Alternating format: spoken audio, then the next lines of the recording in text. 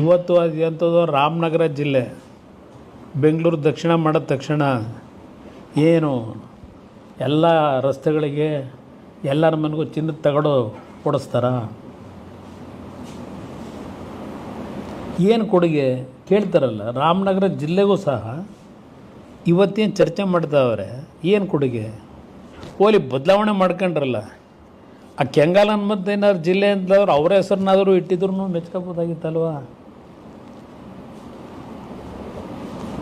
ನಾವ್ಯಾರೂ ಹುಟ್ಟೇ ಇರಲಿಲ್ಲ.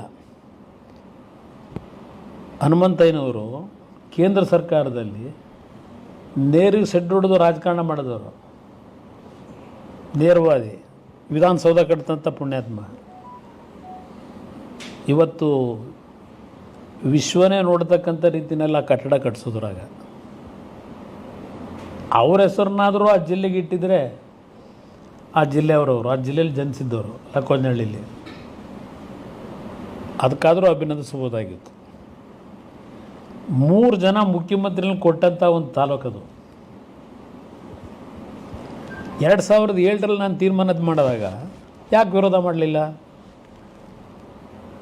ವಿರೋಧ ಮಾಡ್ಬೋದಾಗಿತ್ತಲ್ವ? ಅವತ್ತೇ ವಿರೋಧ ಮಾಡಬೇಕಾಗಿತ್ತು. ಇಲ್ಲ, ಇದು ತಪ್ಪು ಮಾಡ್ತಾ ಇರೋದು ಅಂತ ಹೇಳಿ ಇನಾನಿಮಸ್ ಆಗಿ ಯಾರು ಚರ್ಚೆನೇ ಮಾಡಲಿಲ್ಲ. ರಾಮನಗರ ಜಿಲ್ಲೆ ಅಂತ ಒಂದು ಒಳ್ಳೆಯ ಹೆಸರದು. ರಾಮನಗರ ಅಂತಕ್ಕಂಥದ್ದು ಒಂದು ಒಳ್ಳೆಯ ಹೆಸರಿತ್ತು, ಒಂದು ಇತಿಹಾಸ ಇದೆ ರಾಮನಗರಕ್ಕೆ. ಹೌದು, ಬೆಂಗಳೂರು ಗ್ರಾಮಾಂತರದಲ್ಲಿ ರಾಮನಗರ ಜಿಲ್ಲೆ 4 ತಾಲೂಕು, ಆ ಕಡೆ ದೇವನಹಳ್ಳಿ, ಹೊಸಕೋಟೆ, ದೊಡ್ಡಬಳ್ಳಾಪುರ ಮತ್ತು ನಮ್ಮ ನೆಲಮಂಗಲ, ಇವು ಸೇರಿತು 8 ತಾಲೂಕು. ಆ ಕಡೆ 4 ಭಾಗ, ಈ ಕಡೆ 4 ಕ್ಷೇತ್ರಗಳು, ಆ ಕಡೆ 4 ಕ್ಷೇತ್ರಗಳು. ಏನೇ ಕೆಲಸ ಮಾಡ್ಕೋಬೇಕಾದ್ರೂ ಬೆಂಗಳೂರಿಗೆ ಹೋಗ್ಬೇಕಾಗಿತ್ತು. ರಾಮನಗರ ಜಿಲ್ಲೆ ಮಾಡಿದ್ರಿಂದ ಜನಕ್ಕೆ ಮನೆ ಬಾಗಿಲಲ್ಲಿ ಕೆಲಸ ಆಗ್ತಕ್ಕಂಥ ಒಂದು ವಾತಾವರಣ ಅವ್ರಿಗೆ ಅನುಕೂಲ ಆಗಿದೆ.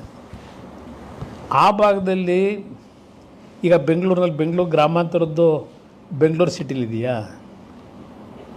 ಆ ಜಿಲ್ಲಾ ಕೇಂದ್ರ ಇರೋದು ದೊಡ್ಡಬಳ್ಳಾಪುರ ರೋಡಲ್ಲಿ, ದಾಬಸ್ಪೇಟೆ ರೋಡಲ್ಲಿ ಜಿಲ್ಲಾಧಿಕಾರಿಗಳ ಕಚೇರಿ ಎಲ್ಲ ಇರ್ತಕ್ಕಂಥದ್ದು. ಅವರೇನೋ ಭಾಳ ಬುದ್ಧಿವಂತರಂತೆ, ಪಾಪ ಅವನು ಯಾರೋ ಹೇಳೋರೆ, ನನ್ನ ಜೊತೆಲಿ ಇದು ಮಹಾನ್ ಭಾವ, ಭಾಳ ಬುದ್ಧಿವಂತರು ಬೆಂಗಳೂರು ಗ್ರಾಮಾಂತರದವರು, ಅದಕ್ಕೆ ಬೆಂಗಳೂರು ಗ್ರಾಮಾಂತರ ಅಂತ ಇಟ್ಕೊಂಡ್ರು ಅಂತ. ಬೆಂಗಳೂರು ಗ್ರಾಮಾಂತರ ಅಂತೇಳಿ ಕಂಟಿನ್ಯೂ ಮಾಡಿದ್ದು ಕುಮಾರಸ್ವಾಮಿನೇ. ಅವ್ರು ಯಾರು ಇಟ್ಕೊಂಡಿದ್ದಲ್ಲ ಅದನ್ನ.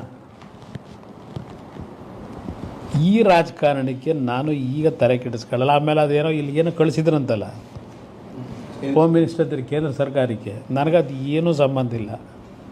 ಅವ್ರು ಕಳಿಸಿದ್ದೂ ಗೊತ್ತಿಲ್ಲ, ರಿಜೆಕ್ಟ್ ಮಾಡಿ ಇವ್ರು ಕಳಿಸಿರೋದು ನನಗೆ ಗೊತ್ತಿಲ್ಲ.